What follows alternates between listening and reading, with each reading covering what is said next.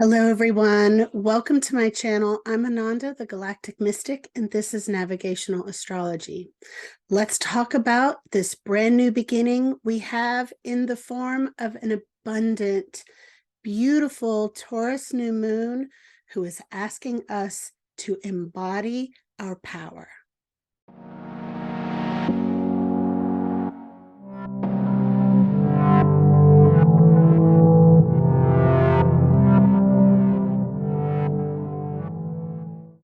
First things first, let's get some smoke going in the cauldron. So Jupiter has just entered Taurus. So we have birch bark for new beginnings, cinnamon for abundance for Jupiter, cloves for abundance for Jupiter, mugwort for protection for fixed star Algol, frankincense for the Pleiades, fixed star Alcyone. That's better. I do want to thank all of you who have been so sweet and thoughtful, sending me your love and your healing energy. If you were with me for the last full moon, I was coming down with a terrible cold and I'm still recovering. This thing totally took out my voice, which you can probably tell is still not 100%. And it's been a challenge when what I do all day is talk to people. So I really appreciate all of your love and healing. I am feeling a lot better, getting better every day. And I also appreciate your patience, especially those of you who are my clients and you've had to listen to the many iterations of this voice thing. So anyway, with this Taurus new moon, we are officially done with the first eclipse season of 2023. And with that, there is a new beginning. I don't know about you, but this was a pretty intense eclipse season for me personally. And I know a lot of you who are fixed signs or have a lot of fixed energy in your charts have likely been going through big changes. Now, this Taurus new moon is going to challenge us. It's going to ask us to break out of some of our holding patterns. And as we do so, we are divinely held and protected. The new moon is conjunct fixed star Algol. Now, you will hear this star be called the demon star, and that really bothers me. I feel like that is a continuation of the patriarchal suppression of feminine power. Algol represents the head of Medusa as the magical talisman. And I've talked about this star a lot in the past, about the mythology of Medusa.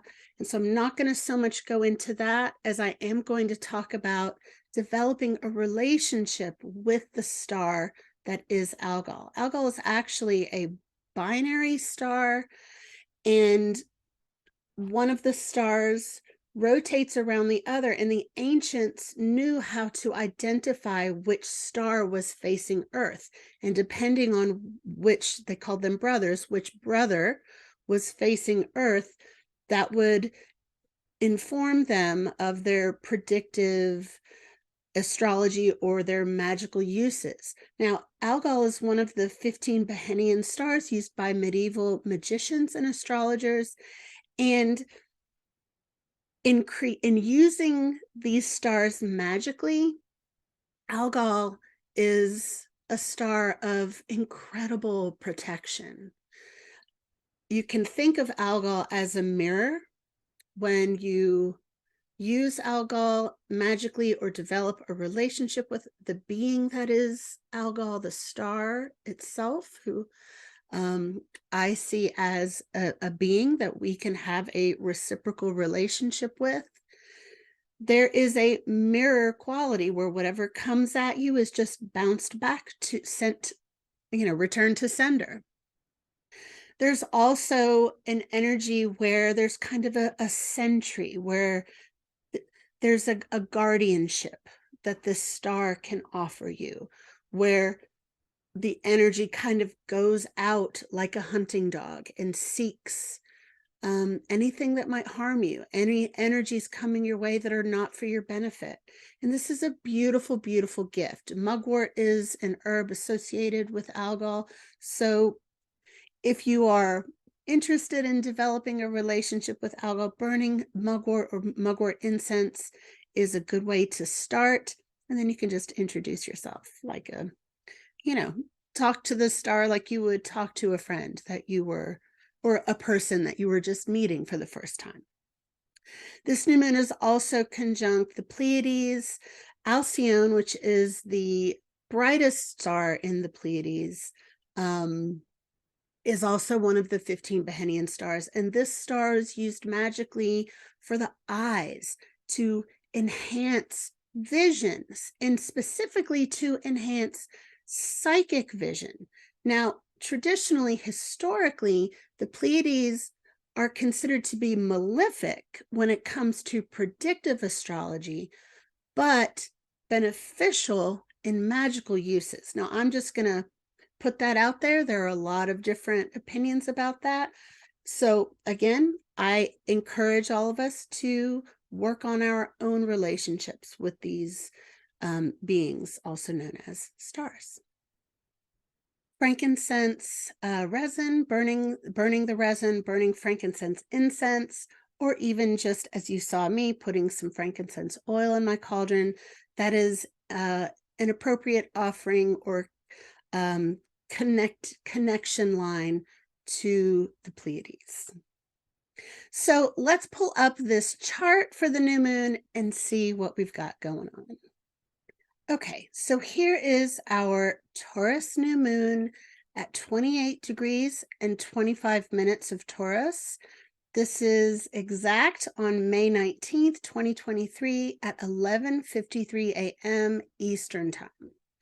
So here we have Jupiter, who has just entered Taurus. We have the North Node, Mercury, Vesta, Uranus, the Sun, and the Moon, all creating this very loud Taurus stellium.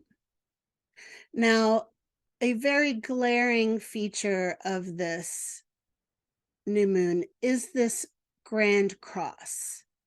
And this is a fixed grand cross, but now if we took out the nodes, then we would have a T-square with Pluto at 0 degrees of Aquarius, Jupiter at 0 degrees of Taurus, and Mars at the anaretic degree of Cancer, just about to move into Leo.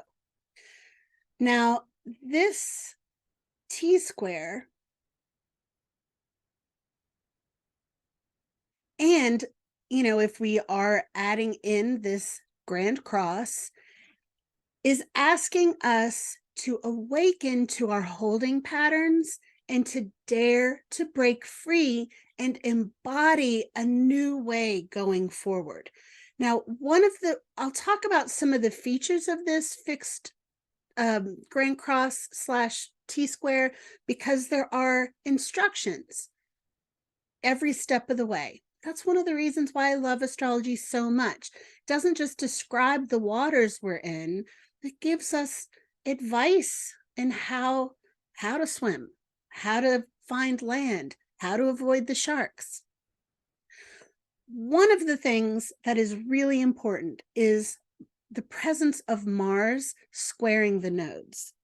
Now, this energy is asking each of us to face some of our fears and to do it in a way that feels empowering. Now, I'm not talking about facing fear that is actually dangerous. Like, I'm not talking about that fear, like walk down that dangerous alley that, has the hair standing up on the back of your neck. There's real danger, and we're not talking about that. We're talking about things that we are afraid of due to our karmic patterning, our holding pattern, and the way we're walking in our lives. And with fixed energy, we are resistant to change. So Mars here is asking us to do something on purpose, to take up a new habit that helps us feel empowered and powerful. When people have Mars squaring the nodes natally, I always say to them, take up martial arts, take up, archery, or, you know, target shooting, or just, axe throwing. I always go down to axe throwing because that's what I want to do. I want to do axe throwing. But it's not because we're in danger or seeking danger, or that there's like a, danger coming for us. It's a psychological thing about being dangerous if messed with, that if you come for us, we've got it. That's what Mars is asking us to do, to pull up our, grown up drawers and to get to work in a way that feels empowering. No more sitting in the victimness. And we all have a place within us where we sit in martyrdom. And Mars is like, enough. It's time to embody that empowerment. Now, we do have to mention that, Mars is opposing Pluto nearly exactly, and will be, the next 10 days could be spicy, because this energy floating around in the collective can get a little weird. And I will tell you what, I have had the strangest interactions with people out in the world where I'm just like, what is happening? Like, yesterday had this bizarre interaction with this guy who was giving me this crazy intense eye contact, like, and my son and I are like elbowing each other, and I'm like, is he flirting or is he being menacing? Because I really can't tell.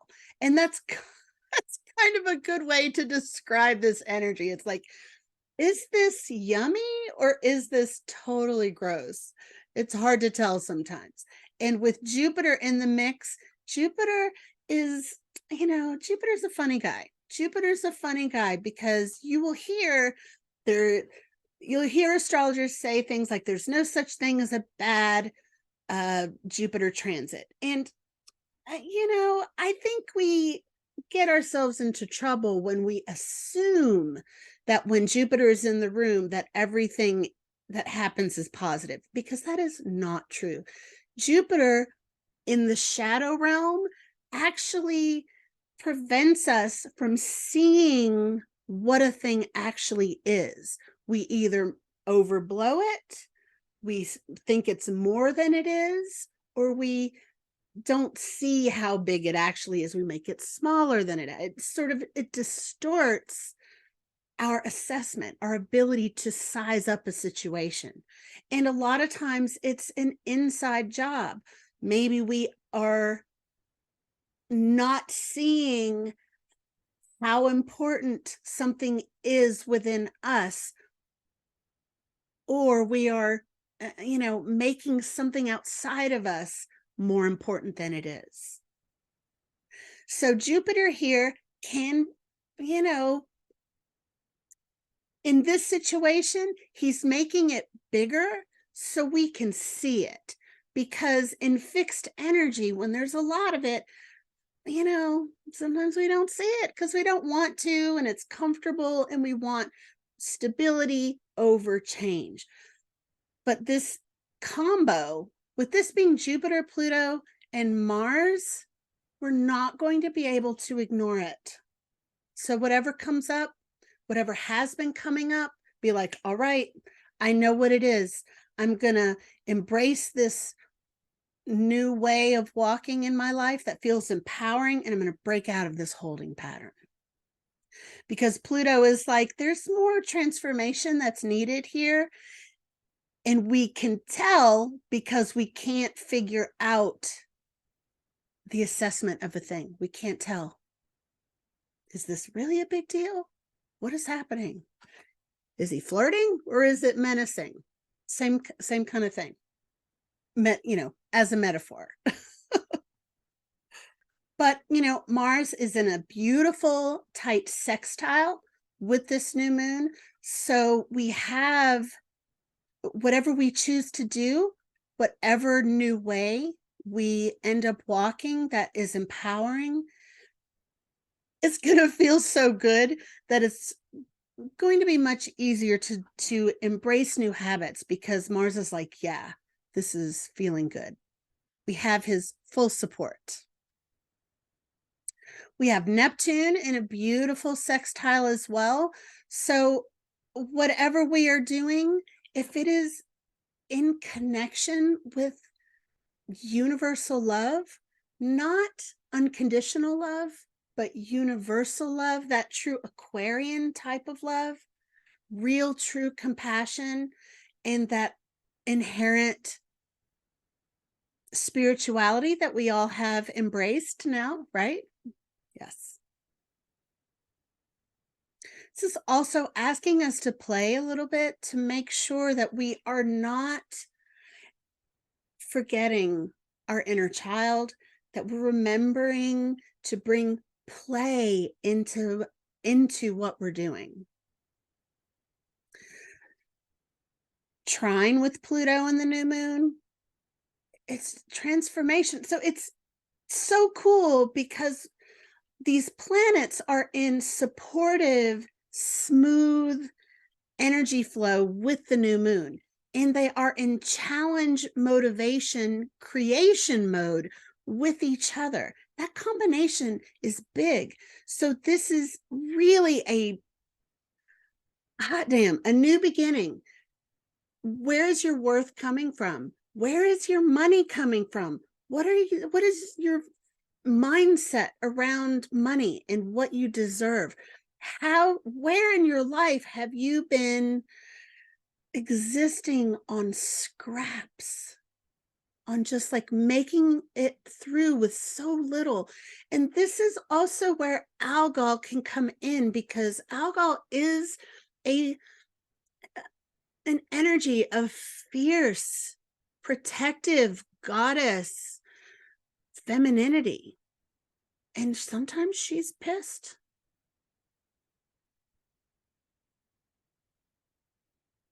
So where are we allowing our femininity to be just barely scraping by, right? And if we take the nodes out and we're looking at this T-square, then the Scorpio energy is like the balancing act. And at its best, Scorpio energy is about remembering that we do more together. Scorpio is about shared resources, power that we share, power that we enhance in one another. So a lot of folks who have been walking through life in a way that is selfish, a taking kind of way of life, are going to have some rude awakenings. And those who are aligned with reciprocity, with balance. Now, notice I didn't say with giving, because it isn't about taking or giving. It's actually about reciprocity. It's about win-win, how we enhance one another. We build each other up. So this is a beautiful new moon. Doesn't mean it won't be uncomfortable, because this is a lot of energy that is confronting. I'm going to advise us all to not take on too much. With Jupiter and Taurus, our senses are expanded and they're meant to be. We're meant to feel things more sensually, more in a more tactile way. And, with all of this solar activity we've been uh, getting pummeled with, our physical natures have been going through some things. We are evolving.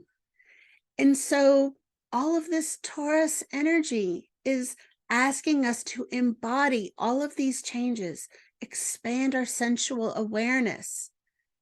Pleiades is offering us more psychic eyes. Algol is offering us protection and fierceness when we need it. So buckle up. Could be roller coastery out in the world. Give yourself extra time when you're traveling because, that Mars Pluto opposition can make people impatient and can create a situation where there are large amounts of energy just kind of released in various ways. And if our aim is off, we can do a lot of harm when we throw a bunch of energy somewhere where we didn't mean it to go. Now, used in a more grounded way, this energy can be used to propel us quantum leaps in whatever our goals are. So it's important to make sure that we have assessed the situation properly first, that we have embraced a new practice of empowerment, and then we gather that energy and we put it in the direction where we know is aligned with our highest and best path, that is reciprocal in nature, so that we are existing in a divine flow of giving and receiving that feels just delicious and wonderful. We're grounded in our bodies. It's a new day. Happy new moon in Taurus. Come back for the full moon and we will do readings for all the signs like we did on the last full moon. Come join us in the Deep Diver community. I'm doing office hours there, which is, sort of live rapid fire one-on-one meetings with me every month. We do that a couple times a month now.